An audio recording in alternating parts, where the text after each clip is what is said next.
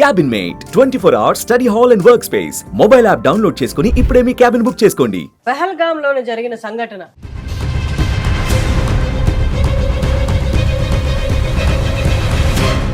అమిత్ షా గారు కూడా తప్పనిసరిగా హైదరాబాద్లో ఉగ్రమూలాలు ఉన్నాయేమో చూసుకోండి అనే విధంగా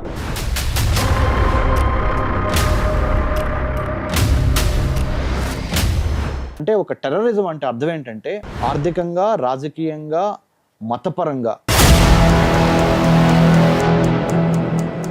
అప్రమత్తత ఎందుకు లేదు సార్? ఎన్నేళ్ళు నేను చిన్నప్పటి నుంచి వింటున్నాను హైదరాబాద్ ఓల్డ్ బస్తీ.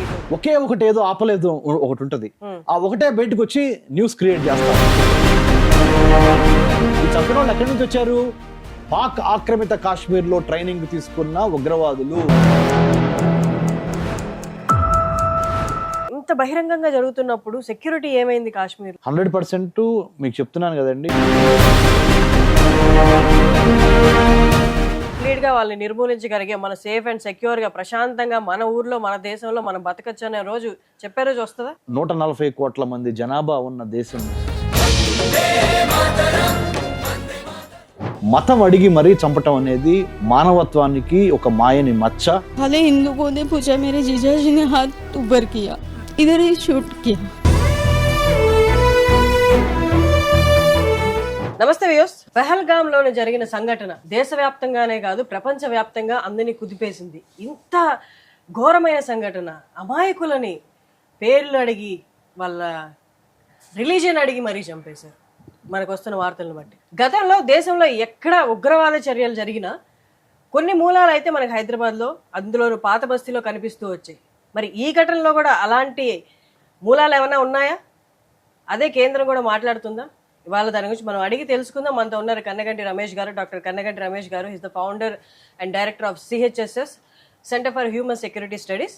అండ్ వారు ఇప్పుడు ప్రస్తుతం అడ్వైజరీగా కూడా ఉన్నారు for AI and cyber security.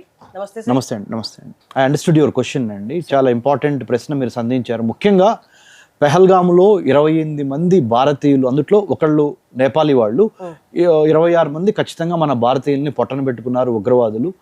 Lashkar ఈ తైబాకి సంబంధించిన ఒక అసోసియేషన్ ఉన్న ఒక సంస్థ, ద రెసిస్టెన్స్ ఫ్రంట్, TRF అనేది దానికి రెస్పాన్సిబిలిటీ తీసుకున్నట్టు కూడా వాళ్ళు ప్రకటించారు. మతం అడిగి మరీ చంపటం అనేది మానవత్వానికి ఒక మాయని మచ్చ. ఉగ్రవాదులకి మొన్నటి వరకు ఏమనుకున్నామంటే మతానికి సంబంధం లేదు ఉగ్రవాదం అనుకున్నాం, కానీ ఫస్ట్ టైం మతపరమైన ఉగ్రవాదానికి ఇక్కడ తెరలేచింది. దీన్ని ఏమాత్రం మనం క్షమించకూడదు. అధపాతాళానికి ఈ ఉగ్రవాదుల్ని తొక్కేయటం అనేది చాలా అవసరము. ఈ విషనాగుల్ని వెంటాడి చంపాలి. దానికి సంబంధించి జాతి మొత్తం ఒకటే ఎజెండా. ఆ ఎజెండా ఏంటంటే ఆసేతు హిమాచలం, కాశ్మీర్ నుంచి కన్యాకుమారి వరకు ముక్త కంఠంతో ఒకే ఒక్క ఈ జాతికి సంబంధించిన జాతీయ పతాకంతో 15,000 కిలోమీటర్లు మనకి భారతదేశానికి 15,000 కిలోమీటర్ల ల్యాండ్ బోర్డర్స్ ఉన్నాయి మన భారతదేశానికి. 11,098 కిలోమీటర్ల కోస్టల్ ఏరియా ఉంది, సముద్ర తీర ప్రాంతం. దాన్ని మనం ఆసేతు హిమాచలం కాపాడుకోవాల్సిన అవసరము ఇప్పుడున్నది. దాంతోపాటు మన సైబర్ స్పేస్ని, మన ఎయిర్ స్పేస్ని, మన నేవీ, కోస్ట్ గార్డ్ సంబంధించిన కోస్టల్ స్పేస్ని, వైటల్ ఇన్స్టలేషన్స్ అంటే మానవ శరీరంలో ఎట్లయితే ముఖ్యమైన అవయవాలు ఉంటాయో అలానే జాతికి సంబంధించిన ముఖ్యమైన పోర్ట్లు, ఎయిర్పోర్ట్లు, rocket launching centres, nuclear thermal విద్యుత్ శక్తి కేంద్రాలు, మన RBI, మన అసెంబ్లీలు, మన పార్లమెంట్ను, మన విద్యాలయాల్ని కాపాడుకోవాల్సిన చాలా మహత్తరమైన, చాలా బరువైన, చాలా విలువైన కాలం ఇది ఇప్పుడు. దానికి మనం ఏం చేయాలి అంటే తప్పనిసరిగా మీరు అడిగిన ప్రశ్న, అమిత్ షా గారు కూడా తప్పనిసరిగా హైదరాబాద్లో ఉగ్రమూలాలు ఉన్నాయేమో చూసుకోండి అనే విధంగా మన ఇక్కడ శాఖకి సంబంధించి చాలా ఆదేశాలు జారీ చేసిన మాట. దాంట్లో భాగంగా మనము గతంలో ఏ టెర్రరిస్ట్ ఇన్సిడెంట్ చూసినా, అది దిల్సుఖ్ నగర్ కానివ్వండి, లేకపోతే లుంబినీ పార్క్ కానివ్వండి, గోకుల్ చాట్ కానివ్వండి, మనం హైదరాబాదులు has been at the receiving end of the terrorist incidents. Unfortunately అలాంటిది మళ్ళీ జరగకుండా right now the current chief minister Shri Revanth Reddy గారు and the current DGP of Telangana doctor Jitendra గారు, they have been playing an important role, proactive role in countering terrorism and also spreading religious tolerance.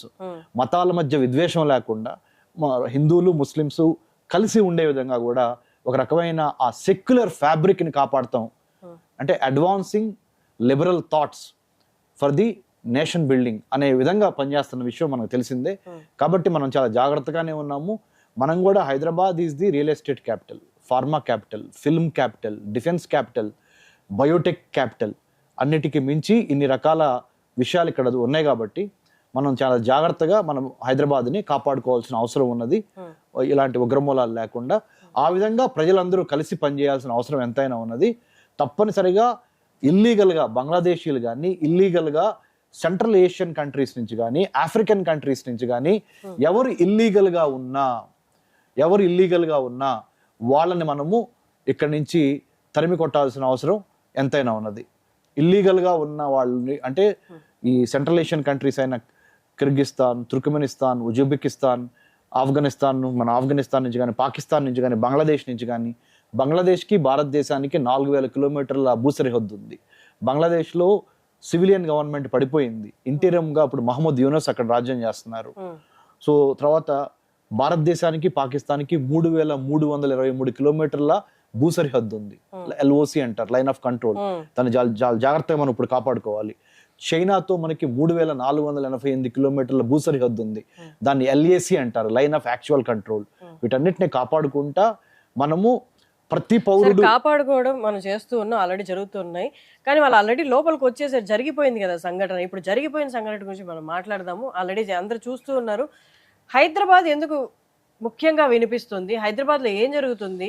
Sleeper cells అంటారు, పాకిస్తాన్ వాళ్ళే ఇక్కడ ఉన్నారంటారు, బంగ్లాదేశీ వాళ్ళు ఇక్కడ ఉన్నారంటారు. ఇది ఎంతవరకు వాస్తవం? ఉన్నారా అంటే కొంతమంది పాకిస్తాన్ నుంచి చాలా తక్కువ అండి. బంగ్లాదేశ్ నుంచి వచ్చిన రోహింగ్యా ముస్లిమ్స్ కొంతమంది హైదరాబాద్లో ఉండటం అనేది మనం ఎప్పటి నుంచో చూస్తున్నాము. వాళ్ళు పొట్టకూటి కోసం వస్తారు జనరల్గా వచ్చినప్పుడు. కానీ over a period of time వాళ్ళకి ఏదైనా వృత్తి దొరకపోయినా, జాబులు దొరకపోయినా వాళ్ళు వేరే దిశగా మారే అవకాశం ఉంది. కాబట్టి వాటి మీద మనం దృష్టి పెట్టాలి, నిఘా పెట్టాలి. స్లీపర్ సెల్స్ అనే మాటని కరెక్ట్గా వాడారు. అంటే ఒక టెర్రరిజం అంటే అర్థం ఏంటంటే ఒక మతాన్ని కానీ, మత లక్ష్యం కానీ, టెరిటరీ లక్ష్యం కానీ, టెరిటరీ అంటే భూభాగాన్ని ఆక్రమించడం కానీ, ఫైనాన్షియల్ గోల్ అంటే ఆర్థికంగా కానీ, ఆర్థికంగా, రాజకీయంగా, మతపరంగా కొన్ని లక్ష్యాలు సాధించాలి అంటే హింస అనే ఒక ఆయుధాన్ని వాడి ఈ ఉగ్రవాదం అనేది బయటకు వచ్చింది అనమాట. ఉగ్రవాదం అంటే nothing but using violence as a tool to achieve religious, political, territorial and economic ends. ఇది ఉగ్రవాదానికి నిర్వచనం. Using violence as a tool అంటే హింసని ఆయుధంగా వాడి ప్రజల్ని భయభ్రాంతుల్ని చేసి, వైలెన్స్తో అంటే హింసతో మిమ్మల్ని నేను మార్చాలనుకోవటం, మిమ్మల్ని నేను చంపాలనుకోవటం, మిమ్మల్ని నేను భయపెట్టాలనుకోవటమే ఉగ్రవాదం. దీన్ని కుకట వేళతో సహా పెకిలించాలి అంటే మనం ఏం చేయాలంటే అప్రమత్తత, నిర్లిప్తత పనికిరాదు. అప్రమత్తత ఎందుకు లేదు సార్? ఎన్నేళ్ళు నేను చిన్నప్పటి నుంచి వింటున్నాను. హైదరాబాద్ ఓల్డ్ సిటీలో ఇప్పటికీ, పాత బస్తీలో ఇప్పటికీ ఉన్నారు. చిన్నప్పటి నుంచి వింటున్నాను, ఇప్పుడు వింటున్నారు. మరి ఎన్ని రోజులు అప్రమత్తత? ఎందుకని మనం నిర్మూలించలేకపోతున్నాం? ఆల్రెడీ ఉన్నారని అంత కన్ఫర్మేషన్ తో వార్తలు వస్తున్నప్పుడు. అవును, చాలా వరకు ఏమవుతుందంటేనండి 100 దాడులు జరిగినాయి అనుకోండి, 99 దాడుల్ని అంటే ఉగ్రవాదుల వైపు నుంచి మనం ఏదో 100 దాడులు జరిగింది అనుకుందాం.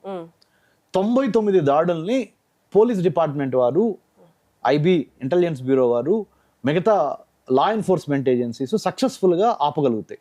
ఒకే ఒకటి ఏదో ఆపలేదు ఒకటి ఉంటది, ఆ ఒకటే బయటకు వచ్చి న్యూస్ క్రియేట్ చేస్తా ఉంటది. కానీ 99 ఆపిన విషయము మీకు తెలియదు, నాకు తెలియదు. పోలీస్ డిపార్ట్మెంట్ మనకి చెప్పదు కూడా, ఎందుకు చెప్పాల్సిన అవసరం కూడా లేదు. మనల్ని కాపాడతాం వాళ్ళ ధర్మం. Police have to protect the society. They have been doing it. But one unfortunate incident, when it occurs, that one unfortunate incident will take center stage rather than the 19 successful operations of the police department in containing terrorism. Exactly sir, మీరు చెప్పింది 100% వాస్తవం. కానీ ఇన్నేళ్ళు గడిచినా, మనకి స్వతంత్రం వచ్చిన తర్వాత ఇన్నేళ్ళు గడిచినా ఏదైనా ఒక రోజు వస్తుందా మనం కంప్లీట్ గా వాళ్ళని నిర్మూలించగలిగే, మన సేఫ్ అండ్ సెక్యూర్ గా ప్రశాంతంగా మన ఊర్లో, మన దేశంలో మనం బతకచ్చు అనే రోజు, చెప్పే రోజు వస్తుందా? తప్పకుండా వస్తుందండి. ఆ దిశగానే ప్రయత్నాలు జరుగుతున్నాయి. మీరు 140 కోట్ల మంది జనాభా ఉన్న దేశము, సువిశాల భారతదేశంలో గత 12 ఏళ్ల నుంచి నెంబర్ ఆఫ్ టెర్రరిస్ట్ ఇన్సిడెంట్స్ చాలా తగ్గిపోయినాయి. ఎక్సెప్ట్ ఊరి, ఎక్సెప్ట్ ఈ ఈ కొన్ని చోట్ల తప్పితే చాలా వరకు తగ్గినాయి, చాలా వరకు. మీరు చూడండి, గత 10 ఏళ్లలో హైదరాబాద్లో ఒక టెర్రరిస్ట్ ఇన్సిడెంట్ లేదు. సార్ మనం ఎన్ని లేవో లెక్క వేసుకుంటున్నాం కానీ పాకిస్తాన్ వాళ్ళలో మనం వెళ్ళి దాడులు చేసింది లేదు, మనం అలా టెర్రరిజం ఆయుధంగా పుచ్చుకొని మనం వెళ్ళి చేసింది లేదు. ఎప్పుడు మనం ఎన్ని తగ్గాయని మాట్లాడుకుంటున్నాం కానీ అసలు జరగకుండా ఉండాల్సిన పరిస్థితులు ఉన్నాయి. మన పాకిస్తాన్ లో జరగట్లేదు కదా ఉగ్రవాద దాడులు, ఇక్కడే జరుగుతున్నాయి. మనం ఎన్ని తగ్గాయో క్యాలిక్యులేట్ చేసుకుంటాం, అది కరెక్ట్. అంటే పాకిస్తాన్ ని ఇండియాని కంపేర్ చేసినప్పుడు ఉగ్రదాడులు ఎక్కువ పాకిస్తాన్ లోనే జరుగుతున్నాయి. ఇస్లామిక్ మతానికి చెందిన వాళ్ళు సొంత ఇస్లామిక్ సోదరులనే ఎక్కువ చంపుకుంటున్నారు. అట్లా చూసుకున్నప్పుడు ఆఫ్ఘనిస్తాన్ లో, పాకిస్తాన్ లో ఎక్కువ టెర్రరిస్ట్ అటాక్స్ ఉన్నాయి, ఇండియాలో లేవు. ఇండియాలో కాశ్మీర్ లో ముఖ్యంగా గత 5 ఏళ్లలో కాశ్మీర్ లోయలు, ఇప్పుడు ఏదైతే జమ్మూ కాశ్మీర్ ఉందో చాలా వరకు అసలు టెర్రరిజం రూపు తీసేసాం. 370 ఆర్టికల్ అధికారాన్ని రద్దు చేసి జమ్మూ కాశ్మీర్ కి స్పెషల్ స్టేటస్ తీసేసి కేంద్రపాలిత ప్రాంతంగా చేసి టూరిజము, ట్రేడు, ఎకానమీ డెవలప్ చేసి సగటు కాశ్మీరీ యొక్క జీవితాన్ని ఆర్థికంగా బలోపేతం చేయడం ద్వారా ఉగ్రవాదాన్ని తగ్గిద్దామని ఒక స్ట్రాటజీ ప్రకారమే మనం చేస్తున్నాము. దాంట్లో సక్సెస్ అవుతున్నామనే అక్కస్తోనే ఇవాళ పాకిస్తాన్ లో, పాక్ ఆక్యుపైడ్ కాశ్మీర్ లో టెర్రరిస్ట్ గ్రూప్స్ చాలా ఉన్నాయి. ఆ టెర్రరిస్ట్ గ్రూప్స్ ఇప్పుడు లోపలికి వచ్చినాయి. ఈ చంపిన వాళ్ళు ఎక్కడి నుంచి వచ్చారు? పాక్ ఆక్రమిత కాశ్మీర్ లో ట్రైనింగ్ తీసుకున్న ఉగ్రవాదులు. ఐఎస్ఐ మనకి పాకిస్తాన్ లో 3 ఇంపార్టెంట్ ముష్కరులు ఉన్నారు. సార్ అక్కడ సెక్యూరిటీ ఎలా ఉంటుంది చెప్పండి? వాళ్ళంత బహిరంగంగా డే లైట్ లో అంత పెద్ద గన్నులు పట్టుకొని మనుషుల మధ్య తిరుగుతూ అడుగుతూ ఇంతమందిని చంపాలంటే కొంత టైం అయితే వాళ్ళు తీసుకొని ఉంటారు. ఇంత బహిరంగంగా జరుగుతున్నప్పుడు సెక్యూరిటీ ఏమైంది కాశ్మీర్లో? 100% మీకు చెప్తున్నాను కదండి, చాలా వరకు చాలా సెక్యూర్ చేసాము. ఇది చాలా అన్ఫార్చునేట్ ఇన్సిడెంట్. ఏం జరిగిందంటే మనము రీసెంట్ గా 7th October 2023 ఇజ్రాయెల్లో కూడా ఇలానే జరిగింది. సివిలియన్స్, యూత్ ఒక ఫెస్టివల్ ని సెలబ్రేట్ చేసుకుంటుంటే పాలస్తీనాలో ఒక ఏరియా అయిన గాజాలో హమాస్ అనే ఒక టెర్రరిస్ట్ ఆర్గనైజేషన్ ఇలానే సదరన్ ఇజ్రాయెల్ అంటే దక్షిణ ఇజ్రాయెల్లోకి ప్రవేశించి ఈ సెలబ్రేషన్ లో ఉన్న ఫెస్టివ్ మూడ్ లో ఉన్న అంటే పండగ వాతావరణంలో ఉన్న పండగ చేసుకుంటున్న యువకుల్ని 1400 మందిని చంపింది. దాని తర్వాతే ఇజ్రాయెల్ పాలస్తీన్ మధ్య యుద్ధం జరిగి ఆ 1400 మంది జూయిష్ పీపుల్ చనిపోతే ఇవాళ 140,000 మంది వరకు పాలస్తీన్లు చనిపోయారు. ఇది మొన్నటి నుంచి వాళ్ళ వరకు. సో తప్పనిసరిగా దాని నుంచి మనం చాలా నేర్చుకొని ఇండియా అలాంటి సంఘటనలు ఇండియాలో జరగకూడదని మనము చాలా ఇస్లామిక్ తీవ్రవాద సంస్థల్ని చాలా వరకు మనం కంట్రోల్ చేసాం. 180 ఇస్లామిక్ టెర్రరిస్ట్ ఆర్గనైజేషన్, ఇస్లామిక్ గానీ ఇన్సర్జెన్సీ ఆర్గనైజేషన్స్ గానీ నార్త్ ఈస్ట్ గానీ అన్ని కలిపి మినిస్ట్రీ ఆఫ్ హోమ్ అఫైర్స్ యొక్క ఎస్టిమేట్స్ ప్రకారం 180 వరకు ఎక్స్ట్రీమిస్ట్ ఆర్గనైజేషన్స్ ఇండియాలో ఉన్నాయి. 180. లష్కర్ ఈ తైబా దగ్గర నుంచి ఇంకా చాలా వరకు న్యూట్రలైజ్ చేయగలిగాము, చాలా వరకు చంపగలిగాము. కానీ ఇంకా ఎక్కువ చంపాల్సిన అవసరం ఉంది, ఎక్కువ న్యూట్రలైజ్ చేయాల్సిన అవసరం ఉంది.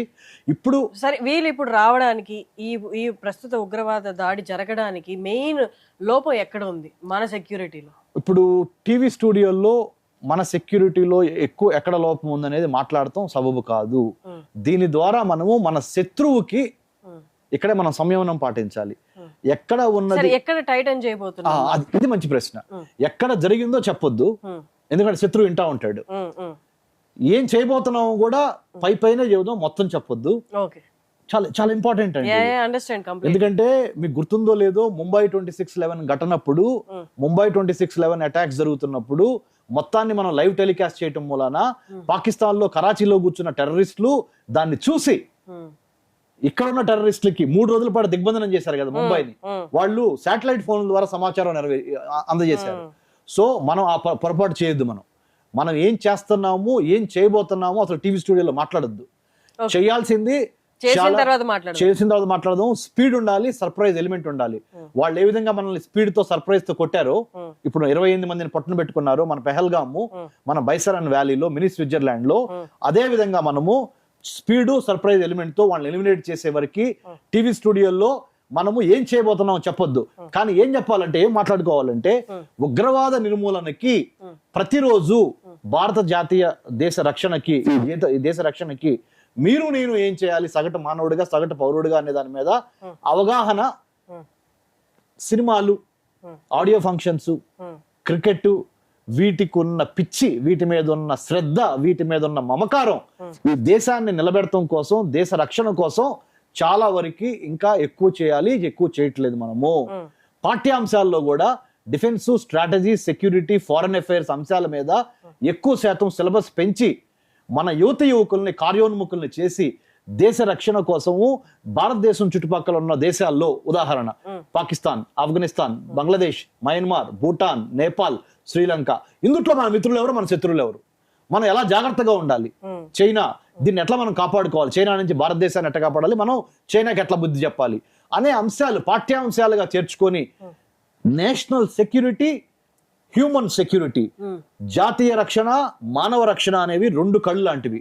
ఒక్కదాన్ని కూడా మనం విస్మరించకుండా సంపూర్ణ భారతదేశ రక్షణకి మనం నడుం కట్టాలి అంటే సీరియస్ గా ఉండాలి. Long term process sir. ఇది long term strategic. ఇప్పటి నుంచి మొదలు ఇప్పుడు ఏం పెట్టుకుంటే చేయాలనేది- కానీ ఇమీడియట్ గా ఇప్పుడు అమిత్ షా గారు కూడా చెప్పారు, హైదరాబాద్ లో ఓల్డ్ సిటీలో పాకిస్తానీ పీపుల్ ఉన్నారు, ఎప్పుడైనా డేంజరస్, వాళ్ళు 48 గంటల లోపు ఇక్కడ నుంచి వెళ్ళిపోవాలి. పౌర హక్కు ఉన్న వాళ్ళు, పాకిస్తాన్ పౌర హక్కు ఉన్న వాళ్ళు, వీసాతో ఇక్కడ ఉన్న వాళ్ళు, వీసా ఉన్న వాళ్ళు తప్పకుండా వెనక్కి వెళ్ళిపోవాలని చెప్పారు. ఒక 5 important immediate measures government of India has declared Sir. In the after math of the Pahalgam attack. ఏంటంటే నెంబర్ 1, 1960లో సింధు నదికి సంబంధించిన మనము పాకిస్తాన్కి ఇచ్చే వాటర్లో ఆ నీటిని ఆపుదల చేయటము ఇమ్మీడియట్ గా చేశారు. దాని అంటే వాళ్ళకి సరఫరా వాటర్ ఏదైతే ఉందో ఇండియా మీదకి ఉందో, దాని వల్ల వాళ్ళకి నీటి సరఫరా అనేది అసలు ఉండదు. వాళ్ళకి ఇంకా ఎటువైపు నుంచి వాళ్ళకి నీటి సరఫరా అంటే లోకల్ గా ఉన్న ఇండిజినస్ గా ఉన్న water resources they will be there in Pakistan, but whatever we are suppose to give to them we have stopped because of the misdeed or because of the, అంటే వాళ్ళు చేసిన దుర్మార్గపు పనికి శిక్షగా సింధు నది జలాలను ఆపేయటం నెంబర్ 1. ఇప్పుడు వాళ్ళకి దీని వల్ల వాళ్ళకి చాలా జరిగే నష్టం ఉంటుంది, నష్టం నష్టం ఎలా సార్ చెప్పు. కనీస అవసరాలు తీర్చుకోలేని గడ్డు స్థితిలోకి పాకిస్తాన్ వెళ్ళిపోతుంది. తిండి, బట్ట, కూడు, గుడ్డ అనే ఈ ఉన్నాయి చూడండి, హౌసింగ్, అగ్రికల్చర్, వ్యవసాయము, ఫుడ్ సెక్యూరిటీ, ఫుడ్ ఇన్సెక్యూరిటీ వచ్చేస్తుంది. ఇప్పుడు అక్కడ ఒక్క 1 month ఆపినా చాలు, చాలా తేడాలు వచ్చేస్తుంది. ఆల్రెడీ 24 hours అయింది. 24 hours అయింది, మనం సస్పెన్షన్ చేసాం, నెంబర్ 1 మెజర్ చేసాం. సరే, నాకు ఇక్కడ ఒక డౌట్ చెప్పండి. ఇప్పుడు మనం బ్లాక్ చేసాం పాకిస్తాన్కి వాళ్ళు చేసిన సంఘటన వల్ల, వాళ్ళు చేసిన దుర్మార్గం వల్ల, కానీ మనకి ఎక్కడి నుంచి అయితే ఫ్లో ఉందో అది చైనాలో ఉన్న టిబెట్ నుండి వస్తుంది. దీనికి మనందరికీ తెలిసిందే, బహిరంగ కాకపోయినా పాకిస్తాన్, చైనా అనేది మనకి అగేన్స్ట్, వాళ్ళు చేతులు కలిపే ఉంటారు అని. మనకి ఫ్లో ఎక్కడి నుంచి వస్తుందో చైనా నుండి, వాళ్ళు అక్కడి నుంచి ఆపే పరిస్థితులు వస్తాయా? ప్రస్తుతానికి ఆ పరిస్థితులు ఉండవండి. ఎందుకంటే నాట్ ఓన్లీ టిబెటిన్ ఏరియా, ఇప్పుడు ఈ సింధు నది జలాలు యొక్క పుట్టుక ఎక్కడంటే ఆ కాంచనజంగా అక్కడి నుంచి కూడా వస్తాయి, హిమాలయాల్లో నుంచి కూడా వస్తాయి. సో మొత్తాన్ని చైనా ఆపలేదు, ఎంతో కొంతవరకు మాత్రమే ఆపగలదు. ఇది ఓన్లీ ఒక మెజర్, ఇంకా మెజర్స్ ఉన్నాయి చాలా, చెప్తానండి. అష్ట దిగ్బంధనం అంటారు, అంటే 8 వైపుల నుంచి పాకిస్తాన్ని మనం ఇప్పుడు మునిపోతున్నాం. ఆ 8 వైపుల నుంచి పాకిస్తాన్ని మనం కొట్టబోతున్నాం కదా, అవి నేను స్వచ్ఛమైన తెలుగులోనే చెప్తాను. ఎందుకంటే 1 సైనిక పరంగా, 2 రాజకీయ పరంగా, 3 ఆర్థిక పరంగా, 4 ట్రాన్స్పోర్టేషన్ లాజిస్టిక్స్ పరంగా, 5 అన్నిటికీ మించి ప్రపంచ దేశాల వేదికైన యునైటెడ్ నేషన్స్ లో కూడా మన డిప్లొమాటిక్, అంటే మన దౌత్యాన్ని ఉపయోగించి పాకిస్తాన్ ని ఎండగడతాము. ఇంకోటి ఏంటంటే ఆల్రెడీ అమెరికా, యూరోపియన్ యూనియన్ లోని 27 దేశాలు, ఇంకా చాలా దేశాలు భారత్ కు మద్దతుగా, ఎందుకంటే మానవత్వానికి ఇది ఒక సిగ్గుచేటు. మానవుడు అనేవాడు ఎవడు మతం పేరు చెప్పి ఇంకొక మనిషిని కాల్చడం అనేది. నవ వధువులు భర్తలను కోల్పోయారు, రిటైర్ అయ్యి 4 రోజులు సేద తీరుదామని కాశ్మీరీలైన మన ఆంధ్రప్రదేశ్ నుంచి, మన తెలంగాణ నుంచి వెళ్ళిన వాడు కూడా ప్రాణాలు కోల్పోయారు. మనం ఒకసారి పాయింట్స్ మాట్లాడుకుందాం. సో ఈ 5 పాయింట్లో మొదటి పాయింట్ సింధు నది జలాలు, రెండో పాయింట్ 48 గంటల్లో పాకిస్తానీ వీసా ఉన్నవాళ్ళు, అంటే పాకిస్తానీ నేషనల్స్ భారతదేశంలో ఉన్నవాళ్ళు 48 hours లో ఫ్లైట్ ఎక్కి, లేకపోతే వాగా బోర్డర్ ద్వారా వెళ్తారా, ఫ్లైట్ ఎక్కి వెళ్తారా, ఎట్లా వెళ్తారా అనేది మనకు అనవసరం. They have to go back to their country. తర్వాత పాకిస్తాన్ హై కమిషన్ న్యూఢిల్లీలో ఉంటుంది, అందుట్లో ఉన్న స్టాఫ్ ని 30 to 40% వరకు తగ్గించేసేసి వాళ్ళ వెనక్కి పంపించేసేసాం. స్టాఫ్ డ్యూటీస్ ఏంటంటే they have to take care of the India Pakistan bilateral relations, ద్వైపాక్షిక సంబంధాలు, అంటే ఆర్థిక, వాణిజ్య, వర్తక, సాంస్కృతిక, సాంఘిక సంబంధాల కోసం పనిచేసే హై కమిషన్ లో ఉన్న స్టాఫ్ ని తగ్గిస్తామంటే అర్థం ఏంటంటే ఆ హై కమిషన్ ఎందుకు పని చేయదు, నిర్వీర్యం అయిపోద్ది. It becomes useless, it becomes a point of no return. So that's what we have done. So diplomatically దౌత్యపరంగా భారతదేశం చేయాల్సినవన్నీ టకటగా ఇంపార్టెంట్ 5 points లో చేసేసింది. ఇంకోటి ఏంటంటే హైదరాబాద్ కానీ, అహ్మదాబాద్ కానీ, లేకపోతే ఔరంగాబాద్ కానీ, లేకపోతే ముంబై కానీ, ఇంకెక్కడెక్కడ ఇంపార్టెంట్ నగరాలు ఉన్నాయో భారతదేశంలో, అక్కడ ఉన్న పాకిస్తానీలకి అంటే టూరిజం కోసం వచ్చిన, ముఖ్యంగా మెడికల్ టూరిజం కోసం ఎక్కువ వస్తున్నారు. వాళ్ళ దగ్గర సరైన వైద్య సదుపాయాలు లేక మన హైదరాబాద్ వచ్చే వాళ్ళలో ఎక్కువ మంది రోగాలు జబ్బులు తగ్గించుకోవడానికి వస్తున్నారు. సెంట్రల్ ఏషియా నుంచి వస్తున్నారు, పాకిస్తాన్ నుంచి వస్తున్నారు, ఆఫ్ఘనిస్తాన్ నుంచి వస్తున్నారు, ఆఫ్రికా నుంచి కూడా వస్తున్నారు. ముఖ్యంగా Hyderabad has become the medical tourism hub. ఆ మెడికల్ టూరిజంకి వచ్చే కూడా ఇప్పుడు అయిపోతాయి. అంటే దుర్మార్గమైన పని చేయటం మూలాన యద్భావం తద్భవతి, as you sow so you reap, whatever you think you become. ఆ టెర్రరిస్టులు చేసిన దుర్మార్గ పని మూలాన సగటు సామాన్య పౌరుడు అయిన పాకిస్తాన్ లో ఉన్న నార్మల్ సామాన్య పౌరులకి కూడా దెబ్బ తగిలి వాళ్ళు కూడా వాళ్ళ గొయ్యి వాళ్ళు తవ్వుకున్నారు. అంతే కదా సార్, ఇక్కడ మనకి జరిగింది కూడా సామాన్యుడికే కదా, అంతే, మనకు జరిగింది అభోశుభం తెలియని వాళ్ళనే కదా పిలిచి మరి కాల్చి చంపారు. అందుకని నేను చెప్తున్నాను మేడం, ఇప్పుడు ఈ ఒక్క విషయంలో సార్ ఇంతకు ముందు టెర్రర్ అటాక్స్ ని ఎక్స్క్లూడ్ చేసి ఈ ఒక్క విషయంలో దేశం అంతా ఏకమైంది సార్. ఒకటే కావాల్సిందే రివెంజ్ కావాల్సిందే. హర్షిని గారు, ప్రపంచం ఏకమైంది, exactly sir, including Saudi Arabia. అవును, ఇస్లాం మతానికి మక్కా మదీనా ఉన్న పవిత్ర స్థలం ఇస్లాంకి సౌదీ అరేబియా. సౌదీ అరేబియా కింగ్ కూడా మోడీ గారిని సాధారణంగా ఆహ్వానించి ఆ టెర్రరిస్టులు చేసిన తప్పు, వాళ్ళని క్షమించొద్దు, మేమేం చేయాలి చెప్పండి వాళ్ళని ఎలిమినేట్ చేయడానికి. అంటే మీరు అర్థమవుతుందా మేడం? కంప్లీట్ ప్రపంచం మొత్తం భారతదేశానికి ఫుల్ సపోర్ట్ ఉంది. ఈ సపోర్ట్ ను ఉపయోగించుకొని మనం ఇప్పుడు ఏం చేయాలి అంటే పాక్ ఆక్రమిత కాశ్మీర్ ని అధపాతాళానికి తొక్కాలి. అక్కడ టెర్రరిస్ట్ క్యాంపుల్ని వెళ్ళి వెతికి ప్రెడిటరీ అంటారు, PRADATORY ఇంగ్లీష్ లో. అంటే ఏంటి తెలుసా? వెతికి వేటాడి, సింహం వేటాడిద్దే అలా వేటాడి. ఆల్రెడీ ఇవాళ వాళ్ళతో సంబంధాలు ఉన్న లోకల్ టెర్రరిస్ట్ ఇంటి మీద బాంబు వేశారు. అదే కాదు, ఇప్పుడు మీరు చూస్తా ఉంటారు రాబోయే రోజుల్లో, మనం అన్ని చెప్పకూడదు టీవీ స్టూడియోస్ లో, చెప్పా కదా, స్పీడ్ సర్ప్రైజ్, ఈ 2 ఎలిమెంట్స్ ఉంటాయి రాబోతున్న అటాక్స్ లో. ఏం జరుగుతుందో మనం ఓన్లీ చూద్దాము. మనం మటుకి ఇక్కడ చాలా జాగ్రత్తతో, ఇక్కడున్న ఇంటి దొంగని ఈశ్వరుడైనా పట్టలేడు అంటారు, ఇంటి దొంగని ఈశ్వరుడైనా పట్టలేడు. అదే మేజర్ టాస్క్. ఇప్పుడు అజిత్ దోవల్ గారి స్ట్రాటజీ ఏంటి? ఇంటి దొంగని ఎలా పట్టాలనుకుంటున్నారు? ఖచ్చితంగా పడతారా? 100%. అందులో హర్షిని గారికి, రమేష్ కన్నెగంటికి ఇద్దరికి దాంట్లో రోల్ ఉంది. ప్రతి ఒక్క భారతీయ పౌరురాలకి ఇంటి దొంగన పడటంలో రోల్ ఉంది. అదే మనం చేయాల్సింది. ఆ పని మనం చేయకుండా ఇప్పుడు వరకు ఏం చేసామో తెలుసా madam? Only army, navy, air force వదిలేసాం. టెర్రరిస్టుల్ని ఆర్మీ, నేవీ, ఎయిర్ ఫోర్స్ కి, పోలీస్ కి, ఇంటెలిజెన్స్ కి రాక వదిలేసాం. ఇప్పటి నుంచి అది కాదు. 2025 ఏప్రిల్ 22 తర్వాత నుంచి మొత్తం నేరేటివ్ మొత్తం మారిపోయింది.